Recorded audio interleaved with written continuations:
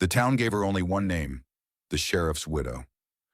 3 months of pity, 2 of whispers, 1 of empty doorstep. Then on a windless dawn, she walked into the blacksmith shop with a broken hinge and eyes that asked for nothing. He said even less, because the blast that stole half his hearing left him with no taste for words. By dusk, one hinge would turn smooth, one rumor would spark, and a silent man would start forging more than iron.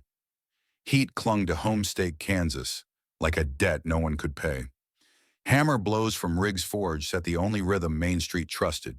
4 strokes, pause, reset. Eli Riggs lived inside that cadence. 32, broad-shouldered, left ears singed deaf by a mind blast 3 winters back. He talked with nods, questions with palms, answers with metal. Martha Hale crossed the threshold at the 3rd pause. Black dress, cuffs dusty now, veil retired but grief still fitting. Sheriff Hale had died in a night ambush 4 months earlier. His badge hung in the church vestibule, his widow in a house too quiet. She held out a gate hinge bent like a crooked finger. Eli studied the warp, then her eyes, green, ringed with sleep she never took. He tapped the anvil once. Formula for, I can fix this. She set the copper penny fee on the tool bench. He slid it back. She didn't argue. Town said the widow hardly spoke anymore, but Eli knew silence when he saw a true version. He straightened the hinge cold, hammer head kissing iron without rage, smoothed the pin with a file, motioned she might test it. Martha worked it back and forth. No catch, no groan. Thank you, she managed, voice low grain. Eli nodded once. Transaction done, yet neither stepped aside. Heat from the forge breathed around them, red at the core, fading to gold at the edges. Martha glanced at the sign above his door. Riggs, repairs paid or bartered. She lifted the coin again. Eli shook his head. She left it anyway, small insistence, then walked out into light sharp as wire. That evening, preacher's wife stopped by with lamp glass cracked. Martha's hinge story already traveled. Good heart, poor ear, but honest, she told Eli, thinking he needed facts about himself. He accepted the lamp, fixed it before sunset, refused payment again. The coin pile on his shelf grew to 5 by week's end, all from Martha, no one else. Sunday market. Martha carried 2 baskets, one of eggs, one of doubts. Eli approached, holding the 5 untouched pennies. He opened her palm, placed them there, then set a single iron rose beside. Stem forged thin, petals dark. She tried to speak. He raised a finger, not shushing, just giving space. She pressed the rose to her chest like proof of pulse. For 3 days it lay on her kitchen sill, iron warming each dawn and cooling each dusk. The town noticed. Widow and Smith, both quiet, both half missing something. Barber guessed need. Bartender guessed shame. Eli kept hammering. Martha kept walking Main Street with hinge-smooth steps. Autumn arrived early, brittle leaves scuttling like mice. Martha's gate sagged again, rot in the post. She lifted the whole assembly, hauled it to Eli's yard. He pointed to a cedar plank stack. Gesture, choose one. She hesitated. He selected the straightest, set it before her saw, offered chalk. Your hands first. She cut, sweat shining at her hairline. Eli holding the plank steady. Saw teeth squealed. Wood split true. They sunk the new post together. Twilight soaked their sleeves. Neither hurried. When the gate swung snug, Martha closed the latch, lifted a half smile for the first time since funeral dirt settled. Eli tapped a knuckle to the post. Work sworn in wood. Rain finally came, hard and needed. Creek rose to porch lips across town. Martha's kitchen roof started leaking at seam line. She dragged a bucket, then another. At midnight she rode to Riggs' forge. Cloak soaked, iron rose pinned to collar. She found Eli banking coals against the storm, handed him a sodden scrap with chalk. Roof cries. He saddled his mule, followed her lamp glow through sheets of water. Nails, tar, cedar shingles. He repaired by lantern until the leak hushed to a drip, then nothing. Martha brewed weak coffee, served it in mismatched cups. 2 hours passed without speech, yet full of saying. After that night, the town's talk changed tone. Not Widow and Smith, but Martha and Eli. Preacher hinted she needn't stay in mourning black. Barber's wife dropped calico offcuts on her porch. Martha accepted the fabric, asked Eli if he'd mind a different color at his doorway. He shrugged, hammered a horseshoe into a hook, fixed it beside her gate for the new coat. Sky blue. Winter's first frost silenced crickets. Martha brought bread before sunrise, found Eli sleeping upright by dying forge, worked late on a plowshare. She covered him with a quilt, left the loaf on the anvil. He woke to warmth he didn't make. That night he forged a second iron rose, smaller, set it on her gate at moonrise. When she saw it, words finally beat silence. "Can you hear anything?" she asked him in daylight. He touched the good ear, nodded, faint, but yes. She said only, "Then listen," and pressed her open palm to his chest just once, then let it go. Heart's answer louder than anvil strike. Storm clouds banked behind the ridge. Town folks read sky and hurried home. Eli walked to Martha's gate, held up a plain iron ring. No gem, only pure repair steel polished bright. She took it, slid it on, exhaled like a hinge freed for the last time. No vows spoken. Gate closed soft behind them. Early summer rose on the valley with a hush that felt earned. The trench held runoff, the rail line curved south, and unpaid rumors finally dried up. Eli's forge, once the town's perimeter noise, now beat like a silent metronome everyone trusted. 3 sets of shoes, 1 plow collar, a snaffle bit. That was a full day. Martha baked on alternate mornings, turning oat and wheat trade into steady bread. Each loaf scored with a single iron rose mark so neighbors knew whose hands shaped their crusts. Water made everything braver. Collins planted peach saplings, Clara Kellerman organized a school circle in her parlor, and Dunning boys decided maybe fences weren't tyranny. Rowan, bell tied to her sash, carried scrap iron toy animals down Main Street as though leading a parade no one could afford to miss. People waved, some even smiled. One windless Thursday, a dust cloud rose on the East Road. 2 men on bay horses, dusty coats too fine for hauling. Their arrival slipped through town quieter than gossip could chase. By dusk, everyone knew names.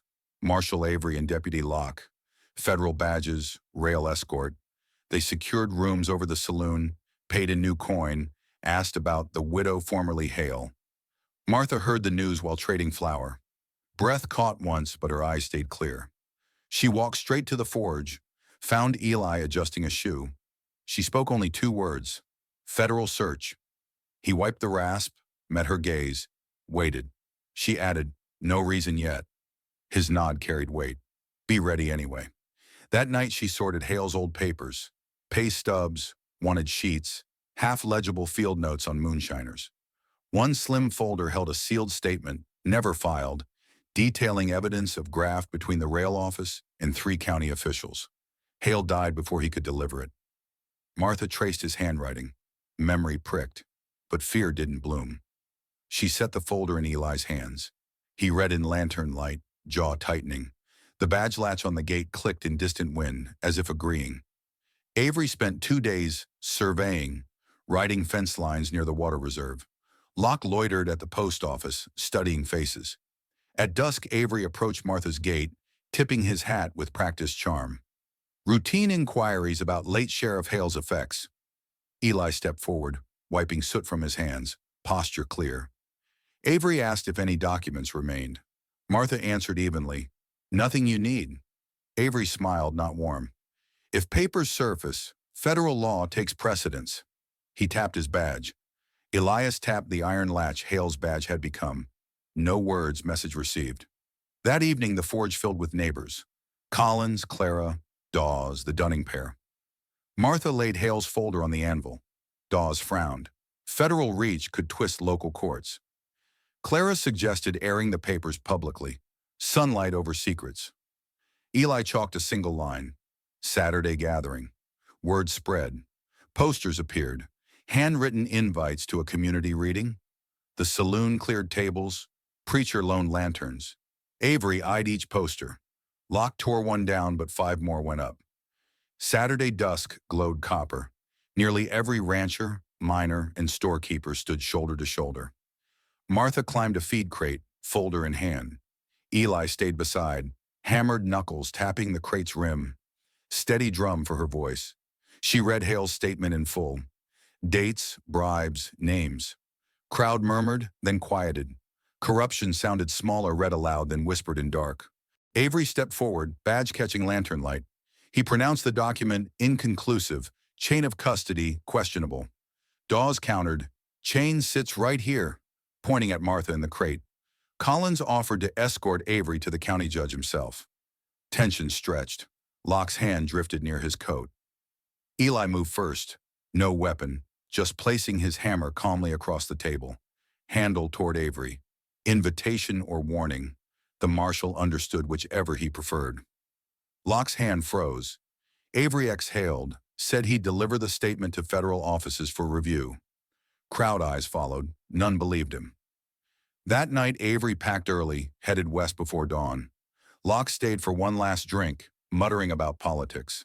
By noon, both were dust silhouettes on the horizon. Judge later wired, documents arrived intact, under review. Martha folded the telegram, tucked it behind the latch. Badge steel guarding badge words. With threat receding, the season settled into work. Eli rebuilt the bellows, added a second anvil made from old rail scrap. Gift from the spur engineer, grateful for trench cooperation. Martha's kneaded dough rose faster under warmer summer air, and her hands carried less tremor. Rowan, taller now, learned the alphabet by staring at branding irons and guessing letters off their shapes. ER looked like a hoof-print arc. E like a three-tined pitchfork. Martha laughed. Eli laughed without sound, shoulders shaking. Collins' peaches ripened early. Harvest Day turned into a picnic near the water reserve. Rowan climbed the trench bank, arms wide, shouting, "We made the river bend." The echo traveled farther than gunshot, but came back soft. Martha stood beside Eli, fingers interlaced, scars nearly matching in length. She whispered, "Quiet wins slow." He pressed her hand once. Answer plain. Late July, thunderheads rolled black over the ridge. Martha watched lightning stripe distant sky, nerves tight. Hale had died under similar clouds. Eli sensed the memory. He lit lanterns early, kept the forge door open so she could see him from the house. Storm skirted north, leaving only scent of wet sage. Past threatened, yielded, moved on. By August, the tax ledger showed surplus. They bought 2 milk goats and a bolt of deep green calico. Rowan insisted the goats be called Hammer and Rose. No one argued. Martha stitched a Sunday dress out of the calico, first bright garment she'd worn since her wedding funeral.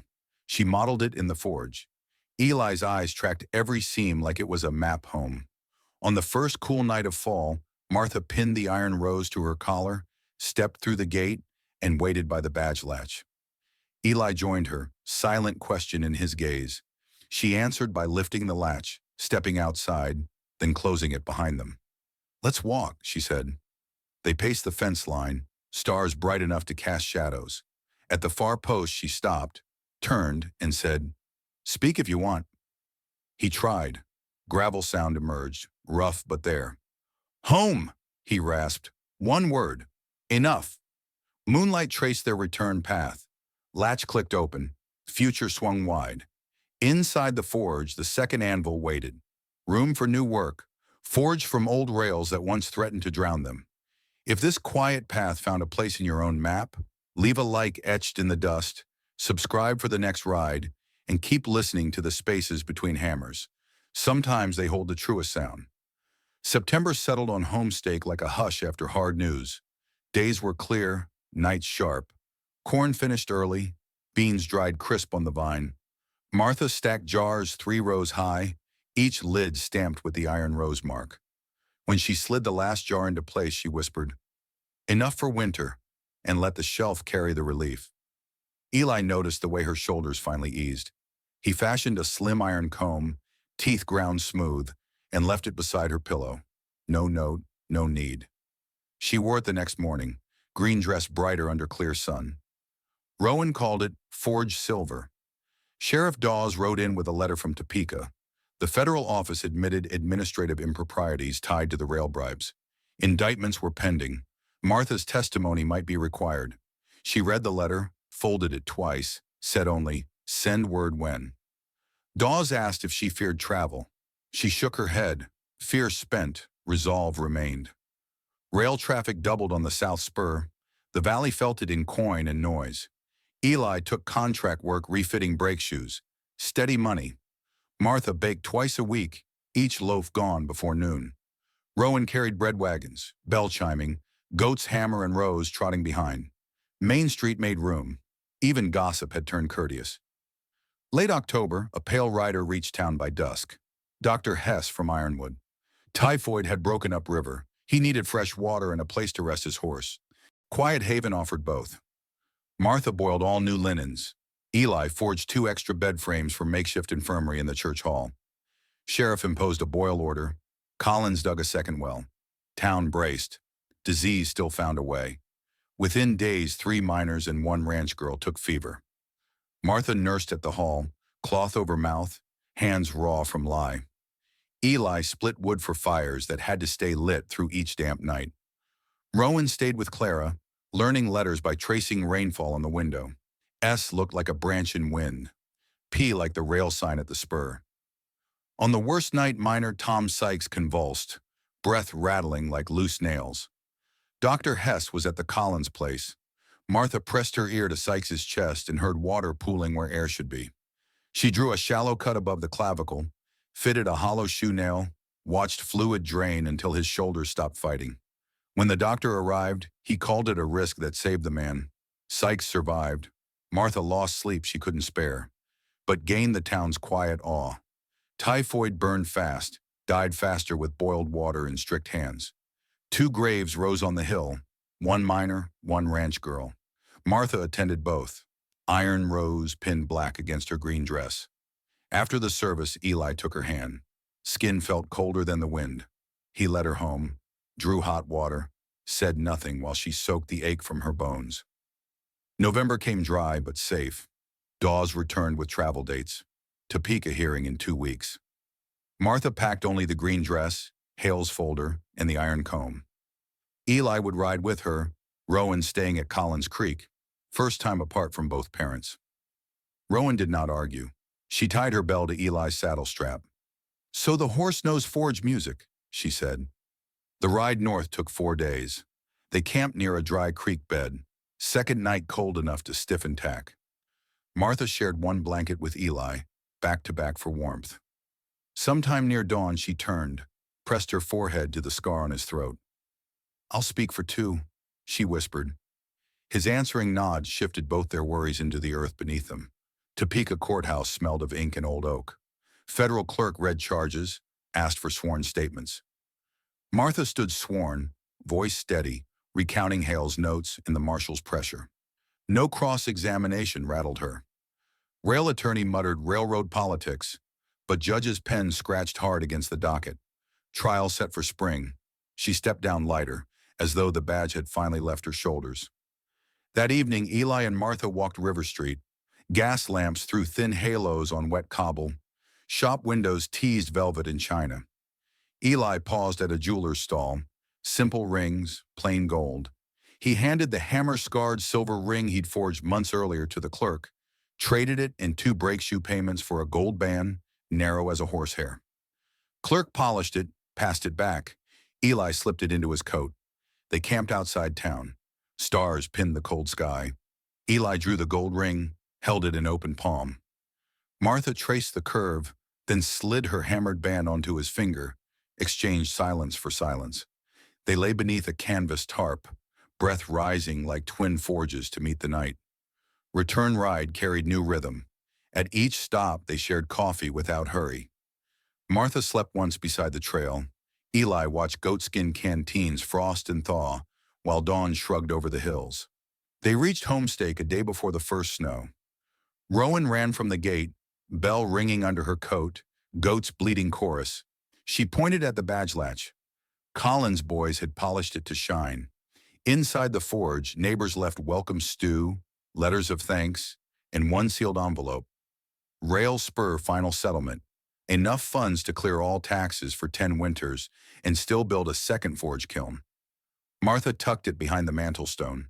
First snow fell silent, covering rail ties and gravestones alike. Eli fired the forge for a batch of sleigh shoes. Martha mixed dough by lamplight. Rowan sat between, stringing goat bells into letters. E-M-R, family initials loud enough for any ear. Outside, wind-shaped drifts against the trench that still guarded their water. Inside, two rings, one hammered, one bought, caught the fire glow and refused to let it go. If these winter sparks warmed you, settle your like gently on the anvil. Subscribe for the spring thaw, and come back to listen when the hammer lifts again. Snow stayed longer than memory, but the valley still turned toward spring. When the first calf bawled on Collins Creek and the trench water shivered instead of froze, Martha stepped outside in her green dress and turned her face to raw light. Eli watched from the doorway, wiping soot off his hands. Rowan, bell tied to her wrist, zigzagged between them, chasing the goat named Rose, who now bulged with twins. The forge's new kiln arrived on a freight sled, packed clay, iron doors, and enough fire brick to last 10 seasons. Neighbor hands helped raise it beside the old hearth. When the inaugural fire caught, Eli hung the gold ring on a nail above the arch as the first blessing. Martha placed her iron comb next to it. Sparks flicked upward, blessing the offering. By March, the federal court date loomed. Letters came. 2 officials pled guilty. The marshal vanished west.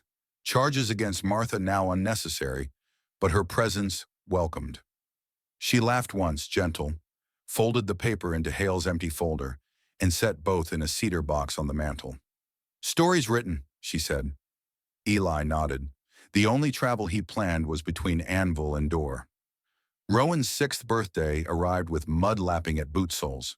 She requested one gift, to shoe a goat herself. Eli forged kid-sized tongs. Martha filed edges smooth. Hammer and Rose stood patient, bribed by oats.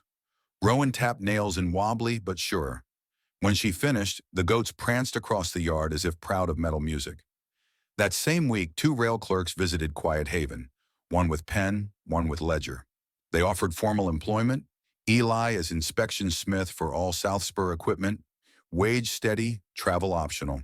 He declined travel, accepted supply contracts, iron stock delivered quarterly in exchange for 3 dozen brake shoes. Martha negotiated flour and coffee thrown in. Clerk smiled, deals sealed with handshake. April burst green. Collins's peach trees blossomed thick, trenches spilled silver ribbons across pasture, and goats birthed 2 kids Rowan immediately named Hammer 2 and Rose 2.